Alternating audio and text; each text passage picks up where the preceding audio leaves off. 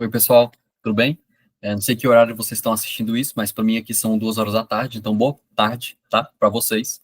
Nós vamos aqui para o nosso GED 8, certo? É o nosso segundo GED gravado, tá?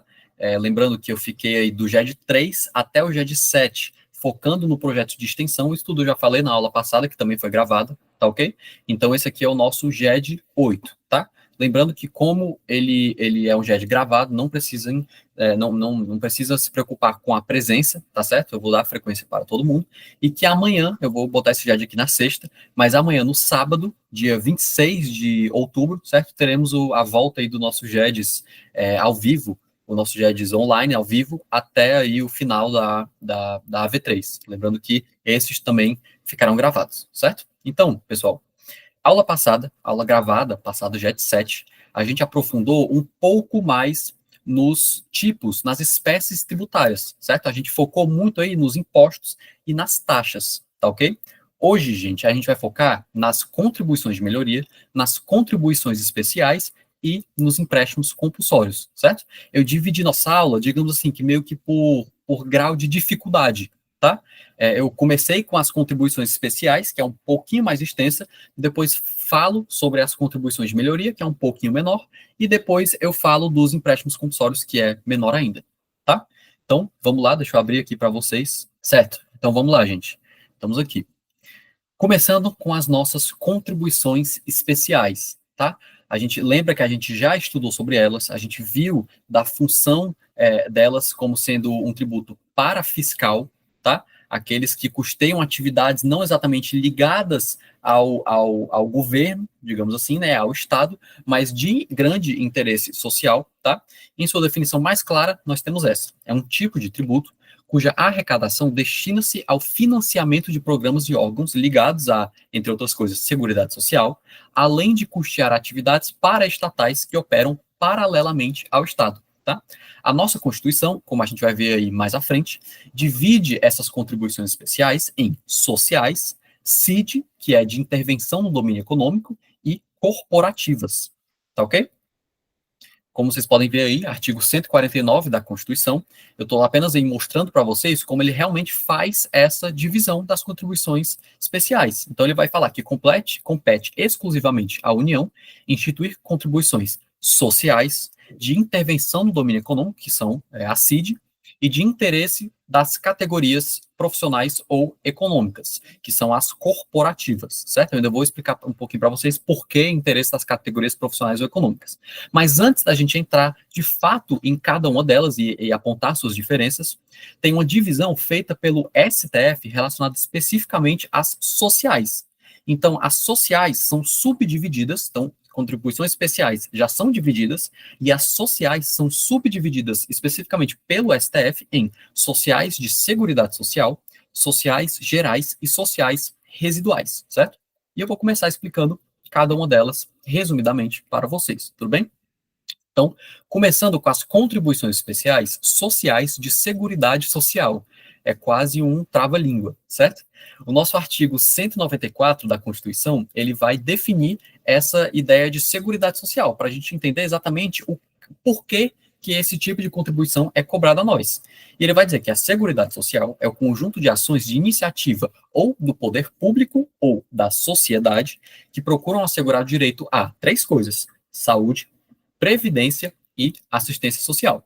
Primeira coisa que a gente consegue dar uma olhada aqui, que a Seguridade Social ela é o conjunto de ações de iniciativa do poder público ou da sociedade, não só do poder público ou não só da sociedade, certo?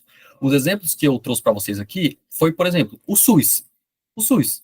O SUS é o quê? É uma ação de iniciativa do poder público, certo? Ele procura assegurar o direito ao quê? À saúde. Então, é considerada uma ação de Seguridade Social. É cobrada para financiar o SUS, então, uma contribuição especial social de Seguridade Social. Certo? É um nome meio confuso, mas dá para entender.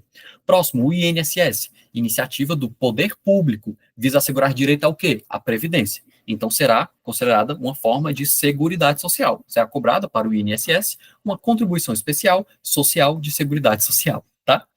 E depois, por último, as ONGs, tá? As ONGs, pelo próprio nome já diz, organizações não governamentais, ou seja, não tem iniciativa do poder público. Pode ter custeio e ajuda do poder público, mas a iniciativa é da sociedade, tá certo? É do particular. E nesse caso, uma ONG, digamos assim, que ajuda crianças na rua, que ajuda moradores de rua, ele não tem esse cunho de assistência social. Então, pronto. Então, para ele, para ajudar no seu custeio, serão cobradas contribuições especiais sociais de seguridade social. Tá certo? A próxima são chamadas de contribuições especiais sociais gerais, certo? São aquelas que destinam-se a custear atividades de interesse público que não se enquadram na seguridade social. Esse tipo de contribuição é o que vai trazer essa classificação do tributo como uma função parafiscal, certo? É aquele que ele não vai necessariamente custear uma ação, uma iniciativa feita pelo poder público, mas sim de grande interesse desse poder público, pois ele tem grande interesse, grande respaldo na sociedade como um todo, certo? O exemplo que eu trago aqui para vocês é aquele exemplo que eu já dei na aula passada, na aula assim, que se tratava de contribuições especiais, que a gente falou sobre as espécies tributárias, o SESC, o SENAI e o SENAC. São órgãos não governamentais que recebem custeio do governo, mas são não governamentais, que eles digamos assim, oferecem a inserção de pessoas com menos capacidade econômica dentro do mercado financeiro. Por exemplo, com cursos profissionalizantes, cursos técnicos gratuitos, com, digamos assim, um workshop de construção de currículo, certo? Então, isso tem grande interesse social. Lembrando que para ser contribuições especiais sociais gerais, não pode se enquadrar na ideia de seguridade social, porque a gente viu que a seguridade social, ela trata de 3 direitos: o direito à saúde, o direito à previdência e o direito à assistência social. O exemplo que eu dei aqui, por exemplo, do SESC, do SENAI, do SENAC, ele não é relacionado ao direito à saúde, à previdência, à assistência social, é relacionado ao direito, digamos assim, à inserção no mercado de trabalho, o direito ao emprego, ao trabalho, certo? É algo mais relacionado a isso. Então, por não ser de seguridade social, será considerado, então, uma contribuição especial social geral. O próximo exemplo que eu dou aqui é o salário educação, cobrado em folha de pagamento de algumas pessoas, cobrado aí, das pessoas jurídicas também, mas o salário educação ele é principalmente utilizado para financiar a educação do nosso país. Então, mas educação não é considerada seguridade social, não trata de saúde, nem de previdência, nem de assistência social. Dessa forma, será uma contribuição especial social geral. Tá certo? E o último tipo, a última divisão do STF, nas contribuições especiais sociais, são as sociais residuais. São aquelas que não existem ainda. E são aquelas que, por método de exclusão, não se enquadram nem nas sociais de seguridade social e nem nas sociais gerais. Elas têm, meio que, digamos assim, a sua própria classificação. O próprio STF chama elas de outras contribuições. Residuais aqui foi um nome que eu coloquei para facilitar o entendimento. Mas o STF chama, na verdade, de outras contribuições. Residuais é só, digamos assim, um sinônimo, certo? Mas são aquelas contribuições que, como eu já disse, não existem ainda. Por meio do método de exclusão, você determina que elas são, então, consideradas residuais, tá certo? Quando não são gerais e nem de seguridade social, como já disse. Então, saindo um pouco dessa divisão feita pelo STF, e agora vindo mais na divisão feita pela Constituição, que divide em 3. Vamos lembrar de novo, nas sociais, na CID, que é a de intervenção no domínio econômico, e nas corporativas, certo? Agora que nós estamos na segunda, tá? Então, saindo da divisão do STF, naquelas 3, e agora estamos na segunda, que é na CID, de intervenção no domínio econômico, certo? Nós vemos aqui que as contribuições especiais CID, elas têm por objetivo principal a arrecadação destinada a um setor específico da economia. Elas têm uma função, então, extrafiscal. Lembra que tributos extrafiscais são aqueles que atuam na economia do nosso país? Pois é, as contribuições especiais CID, elas também têm esse objetivo. O primeiro exemplo e o principal aqui que eu consigo dar para vocês é o CID combustíveis. É um tipo de contribuição, certo? Recolhida para custear a infraestrutura de transporte dos combustíveis. Que tipo de combustíveis? Petróleo, gás natural, álcool, certo? O que acontece? Nosso estado, nosso país, ele percebeu que o valor para transporte desse tipo de combustível, do petróleo, do gás natural, do álcool, era algo muito meticuloso. E por ser algo muito meticuloso, é algo muito caro de se fazer. É algo muito tem um custo muito alto para o Estado, para o país se fazer. Então, o que ele pensou? Vou cobrar contribuições especiais. Por quê? Porque o país não está conseguindo bancar isso sozinho, mas, ao mesmo tempo, o país não vive sem esses combustíveis. Então, o CID de combustíveis é pago aí, um país afora, pelas pessoas jurídicas do nosso país, certo? Então, no momento em que ela atua, que é um tipo de tributo que atua dentro da nossa economia, ela tem essa função extra fiscal, tá? O próximo e último tipo de contribuição especial são as contribuições especiais corporativas. Você arrecada ela visando o interesse de categorias profissionais ou econômicas, a fim de proporcionar o suporte financeiro em suas atividades.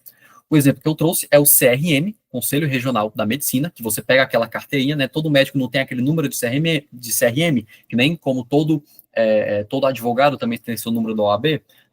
No Conselho Regional lá de Medicina, eles também têm o seu número. Na CREA, relacionada aos engenheiros, e na CRECE, relacionadas aos corretores de imóveis. Aquela anuidade cobrada aos médicos, aquela anuidade cobrada aos engenheiros e aos corretores de imóveis, aquela é uma forma de contribuição especial, certo? Mas algo importante que a gente tem que levar em consideração aqui é que elas não são instituídas, elas não são, essas contribuições especiais, elas não são criadas, digamos assim, por essas categorias profissionais, pelo Conselho Regional de Medicina, pelo Conselho Regional de Engenharia e pelo Conselho Regional de Corretores de Imóveis. Não são, essas contribuições não são criadas por eles, mas elas são autorizadas por lei para, então, arrecadar essas contribuições, certo?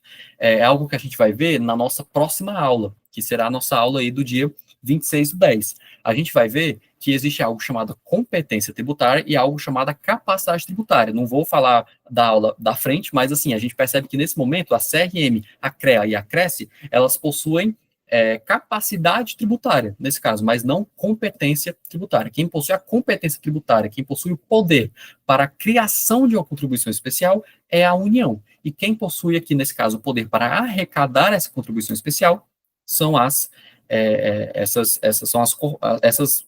essas categorias que eu trouxe aqui para vocês, certo? E elas cobram esse valor, essa anuidade, para que eles possam, então, financiar as suas atividades, tá certo? Então, agora aprofundando o nosso segundo tipo de tributo, okay? As contribuições de melhoria. Eu vou ler aqui o que a lei traz para a gente como definição, certo? E aí vou explicando lentamente para a gente entender bem direitinho. Então, artigo 81 do CTN nos diz: a contribuição de melhoria cobrada pelos entes tributantes é instituída para fazer face ao custo de obras públicas de que decorra valorização imobiliária. Ou seja, a gente já pode parar aqui. O que a gente percebe? Para a cobrança de uma contribuição de melhoria, o fato gerador não é uma obra pública com custos, e sim a valorização imobiliária. Então, não basta apenas uma obra pública com custo, uma obra pública custosa, certo? Precisa também que ocorra uma valorização imobiliária por conta dessa obra pública. Quando eu digo valorização imobiliária, eu digo das casas, dos apartamentos, das propriedades ao redor dessa obra pública, certo? E agora, vendo então sobre essa existência da contribuição de melhoria do seu fato gerador, agora a gente vai ver relacionado à cobrança. Então, continuando o artigo. Tendo como limite total a despesa realizada, certo? Então, a despesa com a obra, e como limite individual o acréscimo de valor que da obra resultar para cada imóvel beneficiado. Então, o que a gente consegue, assim, resumir, o que a gente consegue tirar desse artigo 81? A gente tira que o fato gerador de uma contribuição de melhoria não é só uma obra pública, mas sim a valorização imobiliária. E que, relacionada à cobrança, existe um limite total de cobrança e um limite individual de cobrança. E é isso que a gente vai entender aqui à frente. No total, a gente vai ver exatamente o ente tributante, ele vai dizer que o ente tributante não pode receber mais do que o custo da obra. Então, a gente está tratando do que o ente pode e o ente não pode receber, certo? O ente tributante, ele não pode receber, pela soma dos valores que ele recebe de todos os contribuintes ali que vai pagar, ele não pode receber o valor além do custo da obra. Seria uma forma até de enriquecimento sem justa causa. Então, digamos que teve uma obra de R$ 1 milhão, a soma do valor que cada contribuinte ali contribuir, exatamente, não pode ser acima de R$ 1 milhão. Ele não faz isso, ele não cobra contribuições de melhoria para ter lucro. Ele cobra para que ele possa digamos assim, abater um pouco desse valor gasto do orçamento para uma obra pública, certo? Então, vimos aqui no total, né, no limite total, o que o ente tributante pode ou não pode cobrar. Já no limite individual, nós vamos ver o que o contribuinte deve ou não deve pagar, certo? Então, o que é o limite individual? É quando o contribuinte ele não pode pagar, quando a lei diz que o contribuinte ele não pode pagar mais do que a valorização do seu imóvel. Então, nós já vimos que o ente tributante ele não pode cobrar acima do custo da obra. E vimos que o indivíduo ele não pode pagar acima do que o seu imóvel valorizou. Então, digamos que o seu imóvel valorizou 100 mil reais, ele não pode ser cobrado acima desses 100 mil reais, senão uma obra pública estaria trazendo prejuízo a ele, e não uma valorização do seu imóvel devidamente, certo? Então, vamos aí para um exemplo, analisando assim esse limite total. Então, vamos ver. Ao todo, a administração verificou que houve a valorização de 10 imóveis em uma obra que custou 500 mil reais. Assim, dividirá esse valor por 10 e cobrará 50 mil de cada contribuinte. Então, digamos que uma praça pública foi construída, certo? Perto, digamos, de 10 casas. Essas casas, obviamente, valorizaram e essa obra, ela custou 500 mil reais. E é fácil o Estado fazer esse cálculo. A obra custou 500 mil reais. O Estado vai, então, pegar essas 10 casas que tiveram imóveis valorizados e vai dividir esses 500 mil reais por 10. Vai cobrar de cada um 50 mil. Então, nós já vimos o que o Estado pode e o que o Estado não pode cobrar. Agora, o que o indivíduo deve ou não deve pagar? Individualmente, até botei em negrito aí, no caso do imóvel A, imóvel A é um imóvel que eu inventei, certo? É um desses 10, que teve uma valorização de 40 mil devido à obra pública, não poderá ser cobrado 50 mil. Portanto, pagará no máximo 40 mil.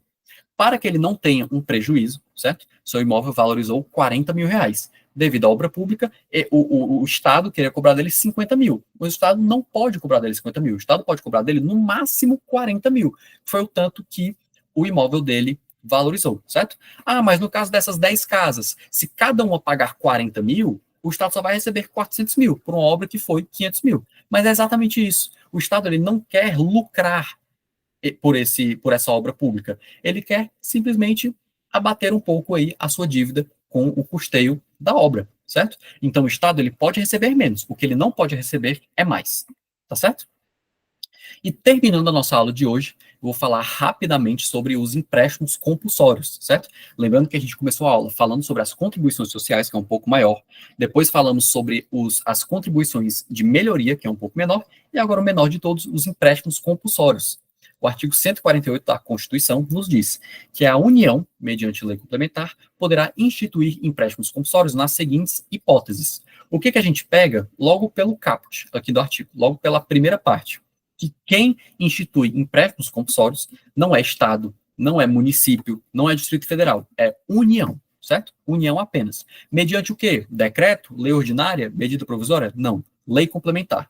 Então, as duas verdades absolutas que a gente já pega aqui desse caput é que quem institui empréstimo compulsório é a União mediante apenas lei complementar, certo? Então, em quais hipóteses? Para atender a despesas extraordinárias decorrentes de calamidade pública, de guerra externa ou sua iminência, no caso, iminência de uma guerra, certo? Então, para a gente entender o que são despesas extraordinárias, são despesas que vão além do que o Estado já orçou para tratar daquela calamidade pública ou daquela guerra externa. Então, digamos que o Estado orçou um valor X, certo?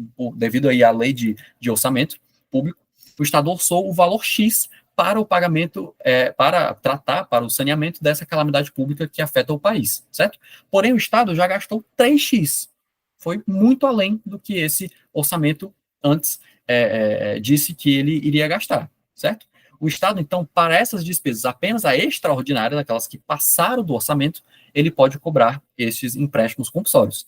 Lembrando que, especificamente relacionado a essa calamidade pública, tem que ser algo que afete o país como um todo, certo? Afete o país inteiro, não apenas uma parte do país. Então, Rio Grande do Sul, aquelas enchentes, vai afetar só aquele local. O país, ele não pode, a União não pode instituir empréstimos compulsórios, apesar de ter sido uma calamidade pública ali no Rio Grande do Sul, nas enchentes, não foi algo que afetou o país como um todo, e sim só ali aquele estado. Tá certo? Então, são despesas extraordinárias decorrentes de calamidade pública que afetam o país inteiro, de guerra externa ou iminência de guerra. Ok? Segunda hipótese, no caso de investimento público de caráter urgente e de relevante interesse nacional. Então, a União, digamos assim, que a União, ela recebe dos Estados Unidos uma oportunidade de investimento. Eles querem investir em alguma nova tecnologia, em alguma coisa do tipo, talvez aí uma cidade em Marte, digamos, um exemplo, certo? E é algo que eles não podem recusar, é algo que vai trazer grandes valores em reais, em dólares, o que for, para dentro do país. Porém, é um valor que eles não têm agora. É um valor que está fora de orçamento e o país ele simplesmente não pode recusar essa oportunidade. O que ele faz? Ele institui empréstimos compulsórios para que a população possa ajudar esse país que eu digo, no caso, o nosso, a entrar com esse investimento, certo?